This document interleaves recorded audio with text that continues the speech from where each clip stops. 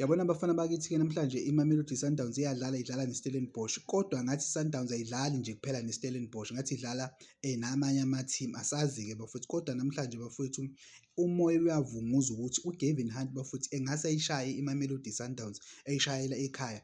Lokho-ke bafowethu asikwazi ngoba iMamelodi Sundowns kule season engakashaywa bafowethu, ishayelwa laphana eSlaughterhouse.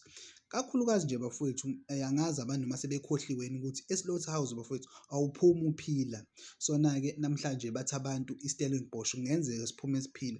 Siyazi-ke bafowethu ukuthi iStellenbosch bafowethu naso silwela ukungena ku-top 8. iMamelodi Sundowns yona ilwela ukubuyela ku-number 1 yabo endaweni yayo. So bafowethu-ke liningi bafowethu ithemba kubantu ukuthi iStellenbosch bafowethu kungenzeka siyidle iMamelodi Sundowns. Kodwa-ke siyazi ukuthi iyothi iphele igame uGavin Hunt uyobe sewumdayisi wegame. Ukuthi-ke bazobe bekuthathelaphi lokho asazi, kodwa nginesho namhlanje uGavin Hunt uzolala ewumdayisi.